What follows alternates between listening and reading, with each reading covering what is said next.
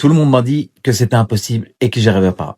Alors je l'ai fait. Tout a commencé le jour où j'ai démonté l'ancien plancher de l'étage. J'étais censé refaire un truc simple, propre, rapide. Puis en ouvrant le plafond, j'ai vu que quelque chose que j'avais pas prévu, une possibilité, un vrai potentiel. Plafond à la française. Un qui raconte une histoire. J'ai donc attaqué le redressage parce que rien n'était droit. Alors oui, encoche, rabotage, calage, une solive après l'autre. Ça a l'air simple dit comme ça, mais c'est le genre de tâche qui t'apprend la patience. La vraie. Il y avait le plancher, un vieux plancher récupéré dans la maison d'à côté. Pour beaucoup, c'était juste du bois bon acheté. Pour moi, c'était une chance. Au début, j'ai voulu le poncer jusqu'à ce que je sorte la Rosetta aérogommage complet.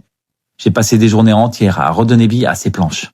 J'ai commencé la pause, j'ai compris que j'allais me battre, rien n'était droit, les épaisseurs changeaient, les languettes cassées. Chaque lame avait ses caprices, j'ai maudit ce plancher vraiment, mais j'ai continué. Bien sûr, à la fin, il me manquait des lames, alors j'ai fouillé dans l'atelier, trouvé du chêne, déligné, raboté, j'ai fabriqué des cales pour ajuster tout ça au millimètre parce que je voulais que ça soit juste, pas à peu près, mais juste. Puis un soir, j'ai reculé et je regardais. Le plancher était là, magnifique, et en dessous, le plafond à la française que j'espérais, ce que j'imaginais, celui qui dormait sous la poussière depuis des décennies.